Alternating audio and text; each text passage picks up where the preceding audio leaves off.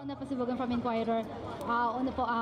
Mr. President, may we have your thoughts lang of now that we're marking the 25th anniversary of EDSA and you're being president and celebrating it with the Senate President Enrile and President Ramos and Senator Onasan, something that which would be hard to imagine a few years ago. Ano po yung thoughts niyo on that?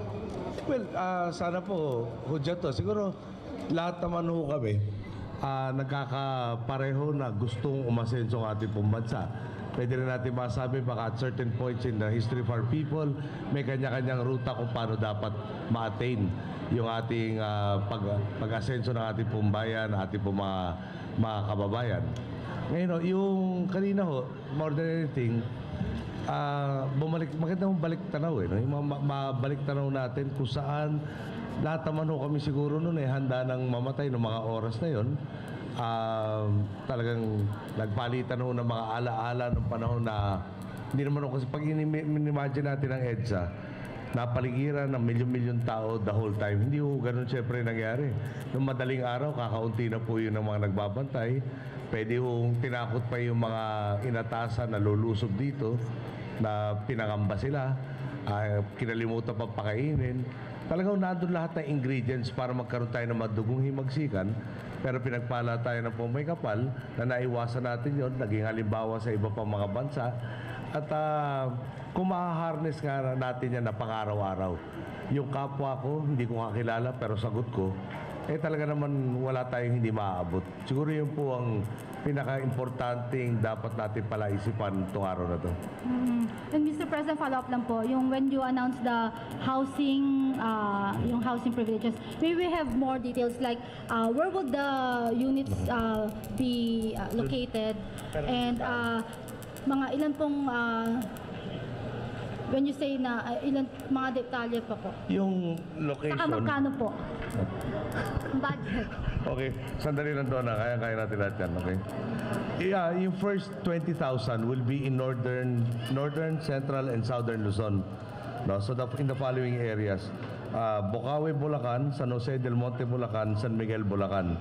In southern Luzon, it will be in Binyan, Calamba, Calawan in Laguna, Trece Martires, Cavite, Montalban, Rizal, and Baras, Rizal. Yung siyempre subject to some modifications. How much will it cost? There will be two types, no? Yung one will be a unit that will have 36 square meters or will be situated in a 36 square meter lot. The other one will be a 40 square meter lot. Yung laki ng bahay rin doon sa 40 square meter lot will be bigger. Kaya medyo mas mataas ng konti amortization doon. So that cost per unit will be 175,000 for the lower end, no, in 21 square meter house. It will be 208,000 for a 25 square meter house with a 40 square meter lot. Yung amortization will be years 1 to 5, 200 pesos for the 175,000 house, and at it will balloon eventually at the 26th to the 30th year at 844 and 20 centavos. Haliwanag lang po natin yan. Sa umpisang 5 taon, 200 lang ang babayad. Tapos inaasahan naman na after 26 years na na-promote ka na, tumaas na sweldo mo, nakakayanin mo na yung 844. But even at the 844 level, i-highlight ko lang na presently nagbabayad ating kasunduluhan, kapulisan, anywhere from 2,000 to 5,000 pesos for rent. Paying 200 to eventually 844 for that option 1 will make them own the lot and the house. Sa option 2 ho, it will start at 3, yung option 2 is the bigger house para may with loft, no? It will start at 300. Eventually on the 26th year, it will be 934 and 20 centavos. And yung 20,000 is the minimum that we are aiming for this year. NHA tells me 6 to 8 months pwede nang mag-move in yung ating mga beneficiaryo. Yung beneficiaries they will draw up the implementing rules and regulations. Mga 120,000 families kasi yan. So malamang may bunutan, sino yung first 20 or yung kung sino pa kung madadagdagan pa yung units yan. Konting swerte, we hope that in 3 years' time we will finish the program. Mr. President, good afternoon. Good afternoon, Norman. Sir, can we just get your thoughts, sir, on Mr. Visconde's allegation that it was Supreme Court Chief Justice who told him about yung Problema, Norman, hindi ko naman nakausap si Mr. Visconde. Ang alam mo lang po dyan labas mo si Daryl Manila. So, parang hindi naman po yata ako competent personality to comment on Mr. Visconde sa alleged statements. But sir, dun sa allegation po, the fact that may allegation po na it was the Chief Justice who do not. And in your paper, it also said that the Chief Justice denied. So, at this point in time, sorry, parang may pagka-equivocal yung talaga time na yun. Sir, just one last point on separate issue. Sir, has Senator Marojas already briefed you on what happened in Taiwan? Well, from yesterday, we have been in constant touch. Nagkakaroon ng, there's supposed to be a fact sheet, no? FACT sheet, on points that they agreed parang to synthesize the thoughts of both sides. I have yet to hear from him.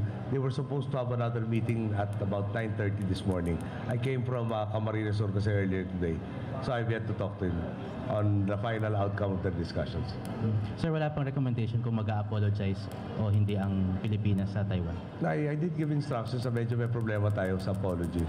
Yung given the facts available at the time, the decision I believe was sound. No? And there were certain facts that were unearthed after the subject individuals were already deported. How? Sir, follow-up lang po sa mga appointments. May napili na po ba kayong bagong AFP Chief of Staff? Meron po, pero meron pa rin tayo sinusuri para sigurado tayo sa pipiliin. I still have a few more days, perhaps a week or two to finalize the selection. Sir, yung sinasabi ni Secretary Ochoa na younger yung napili nyo, would you adhere to that? Yung medyo mas bata yung magiging bagong AFP Chief? That would be one consideration, but that is not the penultimate consideration. Siyempre, yung with the retirement, forthcoming retirement of Chief of Staff General David, no? There will be necessary movements amongst, di ba? Yung all of the various units within the AFP. So, pag pumili ka na sobrang junior, inilagay mo sa pinaka-senior na position, what happens to those more senior? What happens to those, parang he will have to have subordinates that are even more junior than him. May chain reaction yun. So that has to be weighed. So the end point should be, and the only primordial detail that has to be settled is who will best serve the interests of the state, who is the best candidate at this point in time to become the Chief of Staff. Good afternoon, Mr. President. Sir, what's the likelihood that we will get guarantee from JBIC dun sa planned samurai bond issue natin, and what are the prospects for this upcoming issue? Joel, I would rather you ask the Secretary of Finance. When you asked me that question a week ago or a week and a half ago when they came here, di ba hindi pa we were discussing it, but there were no, parang, how should I put it?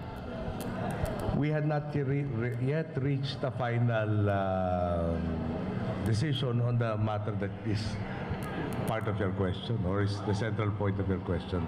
But shall we say that it was a fruitful meeting, but I am not at this point at liberty to discuss the details because wala pa namang finality yan.